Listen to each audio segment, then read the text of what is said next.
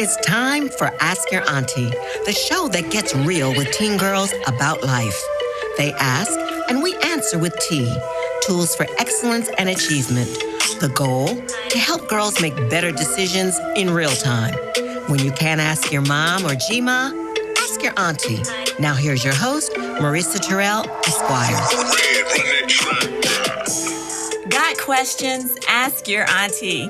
I'm Marissa Terrell, but you can call me Auntie M. I am the director of the High Tea Society Foundation and the host of this podcast, Ask Your Auntie, where we provide sugars, also known as teenage girls, with reliable answers to their questions. So let's meet our guest for today. Hey, Auntie Adia. Hi. Welcome to Ask Your Auntie. Yes, this is so awesome. I'm so glad you're doing this. I'm so glad you're here. Mm-hmm. Now, it is really great to see you. I haven't seen you, I don't think, since Morgan, when we were up there for an IP conference. Yes. It was like in passing. Yes. You were leaving, I was coming in. Yes. Okay. So at that time, I think you were still... Or maybe you weren't, but were you still at PTRC for Howard? Yes, I was the head of the business library in the School of Business at Howard University, and we manage the university's Patent and Trademark Resource Center. So now I'm at the Office of Research, still at Howard University. She got a new job, y'all. Okay. Yes, ma'am. So tell us about this new position. I love it, Marisa. This is a big job. It is. Tell us all I about manage the entire university's intellectual property portfolio. So the patents, just the patent side. The lawyers deal with the trademark side, even though trademarks are my passion. But so I'm making sure that any faculty member that has an idea gets it patented, and then we move on to licensing that for commercialization projects. And then we can open our doors to the community and the Howard community inside and out for the DC surrounding community for entrepreneurship efforts as well. So I'm really excited about all the things that the Office of Research is doing. And look at your little face, looking like you're 22 with this big job, girl.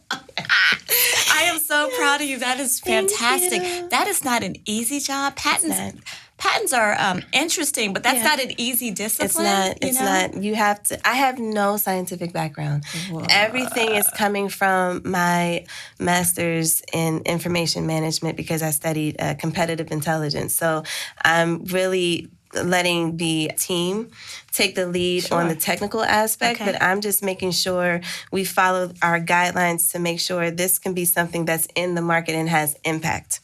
So... Monetize. You got to monetize. What's the benefit of a great idea if you can't monetize it, you can't bring it to market. Absolutely. Right? And then you can't inspire others. There it is. Okay. Yeah. I love this for you. Thank you. Now, some of our girls here might be wondering, what in the world should they be studying if they wanted to do something like that? I am a trained librarian. She's a librarian. I am a trained... Fly librarian. They exist. What? Okay.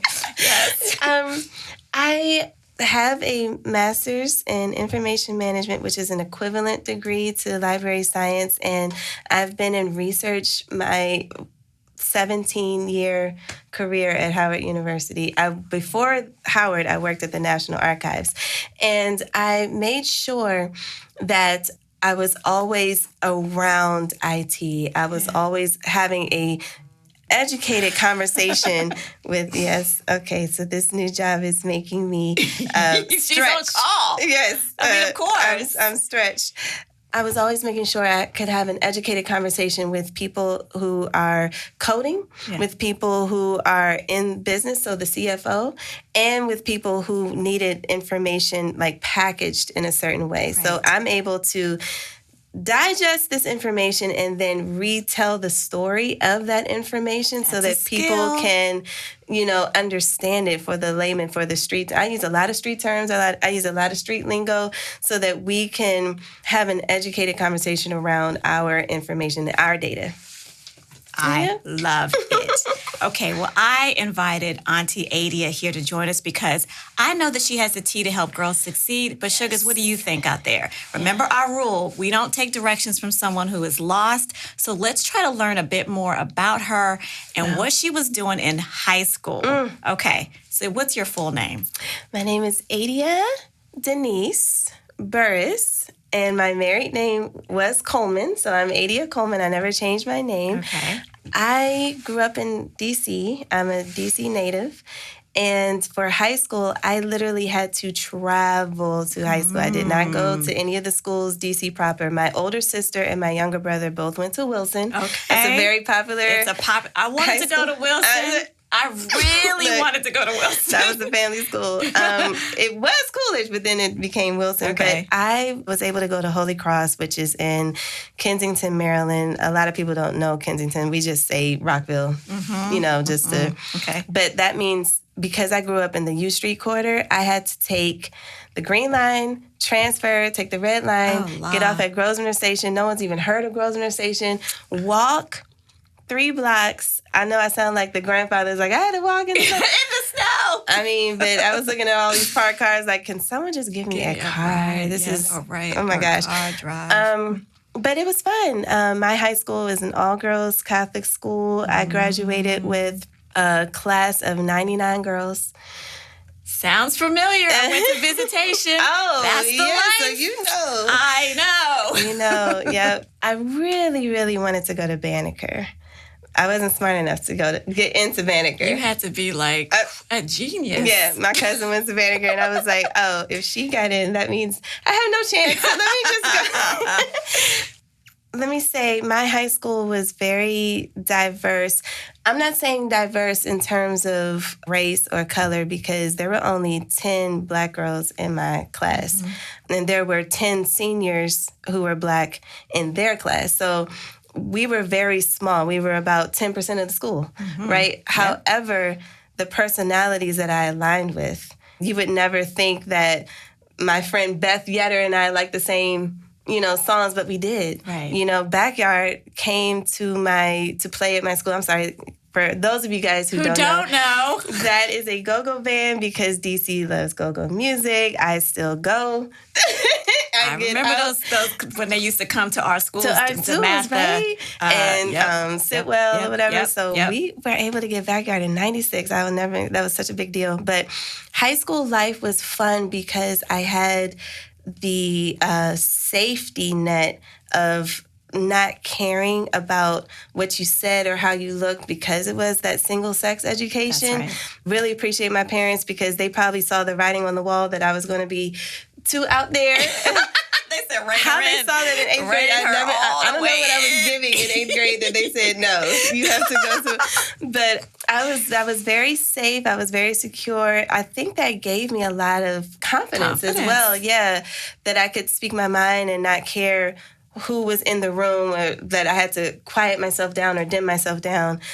And we were definitely groomed to be, we were called Ladies of the Cross. And what that meant was they wanted you to succeed, obviously, but it was really about integrity. Yeah. That's all they push, integrity. What does integrity mean? That word means be your authentic self no matter who's in the room, no matter where you are, no matter what position you have. Be your authentic self and don't waver. If you have morals, if you have standards, stick to them, right? Yeah. So it was a great time. But then I would get on that Metro home and I would mix with my Wilson friends. And my friends and I would ride the train for hours. That was like our thing. Yeah, we were just like freedom. Yeah, because we had a curfew, but not necessarily. We didn't have to check in. Those were the days before cell phones. So you checked in with your parents on someone's landline or a payphone, right? But there was a lot of beeper. I didn't have a pager. I had a green one. I gave my best friend's number, my pager number. She would let me know, oh, so-and-so's trying to reach you. That's what we had. Right. But I understand that trek because I was doing the same thing, but I was taking the 36 bus from Southeast to Georgetown. Wow. That was my trek. And so I would just watch DC change, right? And I was just like, this is so interesting. You're watching people get in and off the bus, and you're just thinking, DC is an interesting place. Oh, I have to give a shout out to Duke Ellington School of the Arts as well, because my school would let out at 2:47. They were weird. It wasn't 2:45. It wasn't 2:50. It was 2:47. Okay. I would take the 36 to Georgetown to go to my best friend's high school, Duke Ellington. Yep. She was in the Museum Studies department. Yeah. They didn't get out until like 4 or 5 o'clock. Late. So Yep. that was my time. That I feel like I'm an honorary. They will kill me. I can't claim Duke Ellington, but I'm definitely an honorary, like That's something. so cool. I thought Duke Ellington kids were super, because visitation's right there. Yeah, it so was I right would there. go and look at them, and I'd be like, I'm just boring. Like what? Like these people felt have so a life. boring. I was like, I have no life. I felt so boring. Okay. Well, look, Sugars, I feel like we know Auntie Adia now. Let's kind of get into some of these questions, because wouldn't you love to know what she thinks about some of this? Here's our first question of the day. My boyfriend is 4 years older than me. Okay. He doesn't like me hanging out with other people. Is he too controlling? Short answer, yes. Long answer, how did you even get there in the first place? 4 So years. let's talk about that. I met this guy when I was a freshman at Morgan State. So I'm going from all-girls Catholic school environment in Rockville. Even though I'm from D.C., I have the best of both worlds, I'm thinking, right? Half city, half suburbs, to an HBCU that's very, very popular at the time. It was jumping. We had this thing called the bridge. We didn't hang out on the yard. Most colleges have the yard. We had a bridge. And if you had 20 minutes between classes, that's where you were. So that means there were about 150 people just standing on the bridge and just standing. Yeah, I love it. Doing nothing. That sounds like Haynes Point. Yes. It was Haynes Point in Baltimore, girl. And he asked me what my name was. I said Adia and walked away because I'm not trying to give, too much. 3 weeks later, he remembered my name. Now, my name is very hard to pronounce. It is very hard to pronounce. I've heard the run of the mill. I've heard Adia. I'm not trying to confuse you guys, but 3 weeks later, for someone to remember my name and say, "Hey, Adia, what's up?" I'm already like, right? Because he's older. He was we call them affectionately. There was no shade, but we called them the super seniors. And he had a car. Oh, so gosh, if you that's remember an my added. name, okay, Because you haven't had access to an automobile. He had a car. He had a cell phone. He was wearing the little Looney Tunes jean jacket all the time. Which is what everybody was. I thought he was so funny. He had curly hair. I was like, oh my gosh, so cute. So we're rocking and rolling so tough. And I'm thinking, you're away from your parents. I didn't even stay on the dorm. I had an off-campus housing because that's just how Baltimore was. Morgan was like, yeah, you can stay on the dorm, but there's so many different apartment buildings, and it was actually cheaper that I had my first apartment at 18 with a girlfriend who came from D.C. with me to Morgan. And so we're living this lifestyle of away from our parents, safe environment, but by yourself. Yeah. And so I'm feeling like a total adult. I have a key to my own apartment. Okay. Like, yeah, you can't. I just got dropped off by my boyfriend who just, we were in class and that was an academic environment, but now school is over. So it's time to party. It's time to live life. And I thought that's what I was supposed to do. I was supposed to get in this relationship and be the perfect girlfriend. Yeah. I just wanted to please, and be the perfect girlfriend. So if he asked me to stay home from a party and spend time with him as opposed to going to this party, which you're supposed to do at 19 so you can socialize, the answer was always yes for him, right? Yeah, sure, I'll stay home and watch TV and fold clothes and do laundry and cook. And adult. At 19. Like, what is going on? Yeah. So the signs for that is just implementing balance. Yes, babe, that would be so great. And then the next time you're asked to go to that party, oh, babe, remember we already did that. Don't do that. You know what I'm saying? Like, you have to use your feminine wiles to remind them of who you are. You're not so-and-so's girlfriend. You are Adia. That's right. Right? And Adia is trying to go places too. Yeah. She wants to get out of school. Yeah. She doesn't maybe want to get pregnant in her first How about that? year. Okay.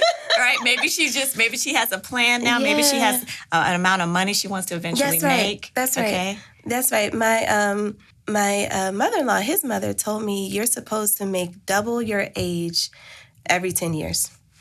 Yes, ma'am. I said, ooh, great advice. Look at me calculating. Wait a minute. Double your age or more. Don't settle. That's right? how much I'm supposed to be making. Double your age or more. Thank you. That is a level set. Okay. Thank you. Thank you for sharing that information. Okay, so the answer to the question, yes, he might be somewhat controlling, but more importantly, what are you trying to do with your life? And how do we get you there so that you don't look back with regret? Oh, that's the worst. To look back and say, oh my gosh, I was in this great college environment and I did nothing. I took advantage of nothing. I have a really good friend group from Morgan State. We're still close to this day. Those are my sisters.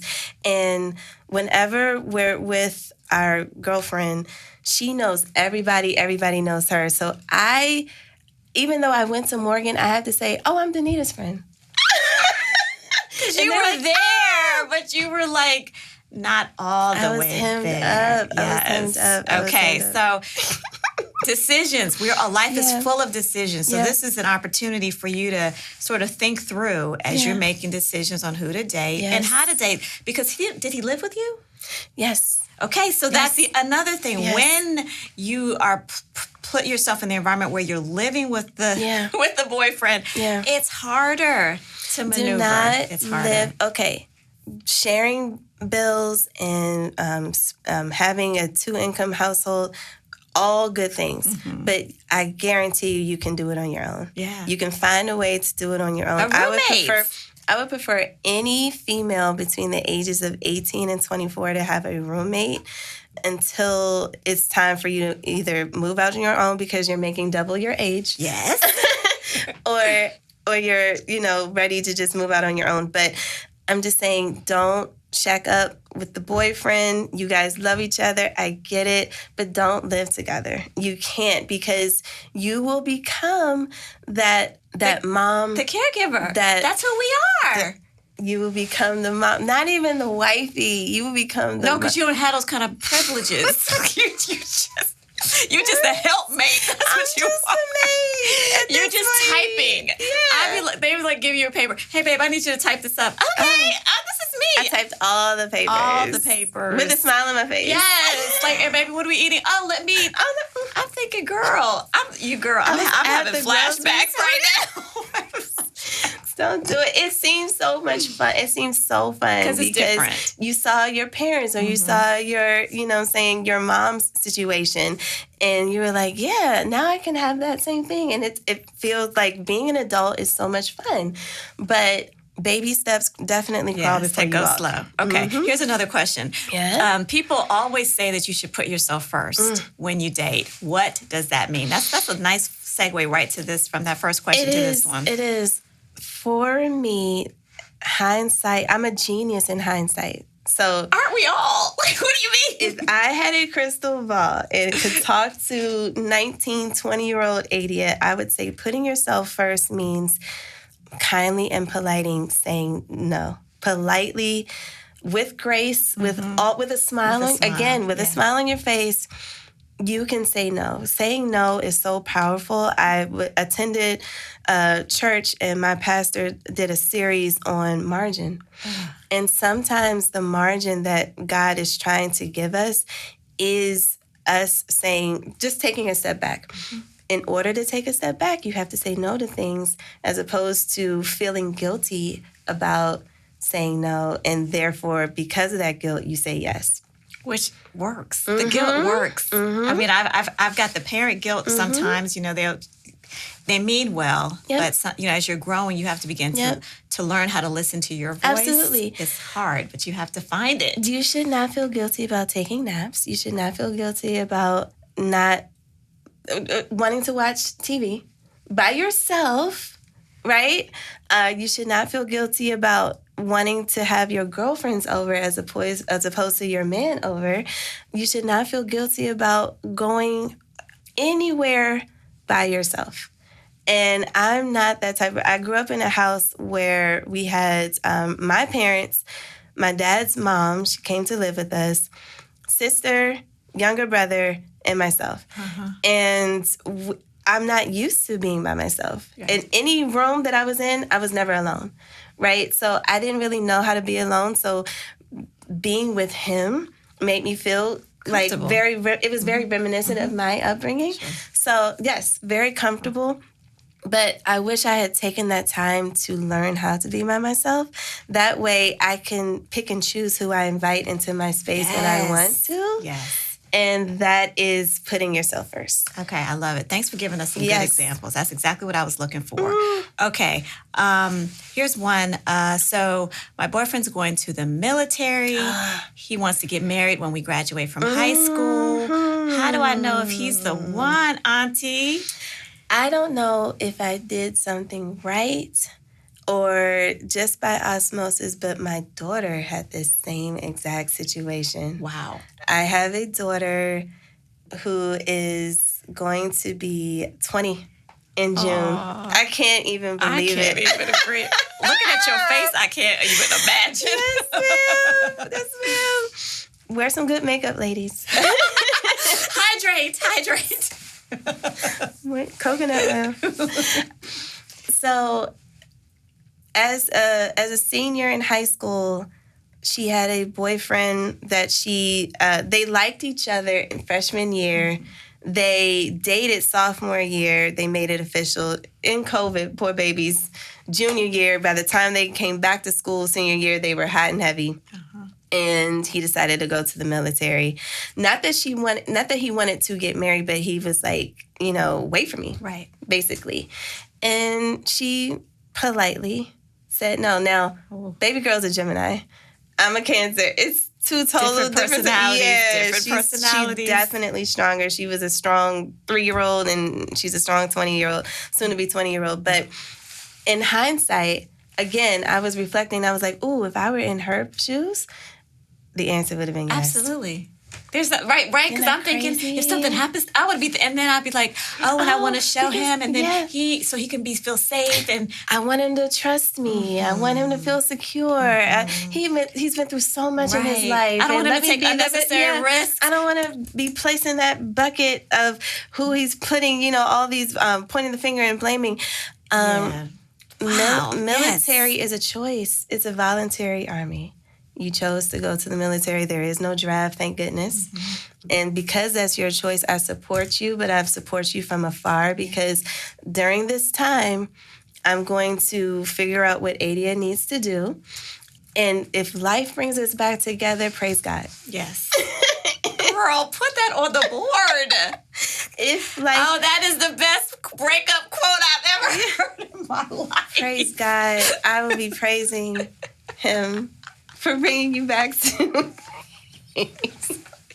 Thank you. That was amazing. But that's really true, and you can actually apply that to almost everything. Really everything in your life. Because as humans, we've all heard the saying, well, God closes the door, right? When God closed the door, he's going to open a window. But as humans, we're like, before he opens that window, let me break the window.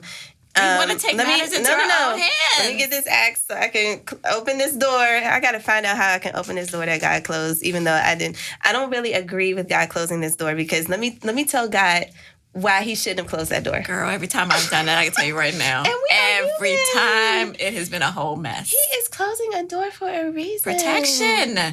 Wow. Protection. Wow. But it takes a lot of strength to be able to trust because I know for me, I have a trajectory. I was like, I'm supposed to be here at 20. I'm supposed to be here at 25. Right? And things are not working out. So then I start trying to say, well, maybe I should take on more of how the world does things. They like to shake the trees. Yes. Maybe I should shake the trees. Yes. Girl, let me shake a tree. It'll follow me. That's what happens if I do it. And then we also see examples of women who are, of a certain age and they haven't gotten married because they, quote unquote, put themselves first. And so maybe you're young and thinking, ooh, I don't want that to happen. So you start sort of trying to make excuses. Devise this plan and craft this plan. Like, no. So that sort of moves us to this question about red flags. What is a red flag in relationships? So I could think back. I'll give you one to start. It's very minor. Okay. Was dating a guy, and every time we would be driving around, he's throwing trash out the window. Okay. This is DC Did he all grow day. up with a litter bug? But I'm wondering, did you grow up at all? That's what I'm saying. But so somebody might look at that and say, okay, so one time, two times, 20 times. Now I'm thinking, what's really going on? Yeah. So is this what our house is going to look like? Do you know how to take care of yourself? Were you raised by wolves? Like, wow. That's a red flag to me. What did TK Kirkland say? Who raised you? What is going on? Yeah. Okay. My red flag indicator is when I'm having a conversation with myself about this situation. Like, okay, why is he doing this? And how do I feel about this? The fact that you were even triggered. The fact that I was even triggered to have this internal conversation. He has no idea I'm having a conversation with myself. That is our system. Our body is telling us. Run, don't walk. Yeah. Girl, insects have antennas, right? And that's their sensor to say yes or no, fork in the road, what do I do? We have sensors too. Mm-hmm. And those are, okay, the red flag is there. What are you going to do about it? I tested my college boyfriend. I tested him. I told y'all I grew up on U Street. He grew up in Silver Spring. And so from 14th and U, we are going all the way to Colesville Road, the White Oak area in New Hampshire Avenue. And I tested him because my thing is I'm a conversationalist. I love conversation. I like to dig deep, and I love, that's quality time, right? Right, all of it is, yeah. And so I said, if this boy uses me one more time to start these conversations. So the test was, Adia, fight every inclination to talk. To start. Okay, did y'all roll in silence? The car was silent the entire, that is a 30-minute ride. Wow. And in 7 minutes, and 14 minutes, and 20 minutes, I was How like, does he sit there? I know. Sat there. But that's a DC guy thing. My brother is like, he don't say, gross. You have to like really, but when he gets started, he's there. But I mean. So that was a red flag. And I ended up marrying this guy, guys. That was my baby. I married him. We have 2 beautiful children. But that was one of 10 red flags that I said, oh, it's fine. You know, he's quiet, he's shy, blah, blah, blah. He's comfortable.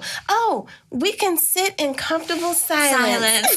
When you know that's not your thing. That is crazy. What is going on? That is not your thing. I see. I love this. Girl, you just taught me something. And I'm thinking back now and I'm saying, Yeah. But again, all of this is, in hindsight, this is why this platform, Marissa, that you are creating for our babies, for our baby girls, our sugars, is amazing, because I needed someone to be like, confirmation, whatever you're thinking, it's right. That's helpful. Yeah. And really quickly, I'm going to kind of circle back to your first question before you get into your next question about the controlling piece, because it's tied into the red flags.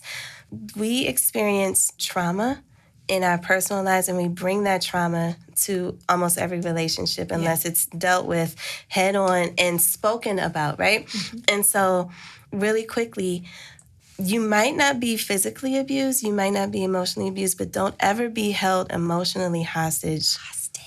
Okay. Just had to say that. Thanks, Adia. Girl, you have taken us all the way to the mountaintop and back today. Thank you so much. Yes. I know that you wanted to dedicate this podcast to your daughter, to your mom, and to your late aunt. Yes, my mom's sister. So I have 2 children, like I said, Raina and Kai. But Raina she's one of the strongest people I know, and I just want to encourage all of our young baby girls to just own who you are and be so happy with who you are. Mm-hmm. Shy, outgoing, it doesn't matter. That's you. That's you. Love it. And you're going to be loved. I love that. Thank you. Well, thank you, Auntie Adia, for sharing your tea with us. Growing up in D.C. is hard, but sugar, you don't have to do it alone. Join us every week for reliable answers to your questions. I'm Auntie M, Director of the High Tea Society. Contact us via IG at High Tea Society INC or by email hello@highteasociety.org. If you want to donate, text Purple Tea, one word, to 44321. We have the tea to help girls succeed, tools for excellence and achievement. You've been listening to Ask Your Auntie with your host, Marisa Terrell, Esquire. The transition from girlhood to womanhood can be difficult without guidance. We have the tea to help girls succeed. When you can't ask your mom or G-Ma, ask your auntie.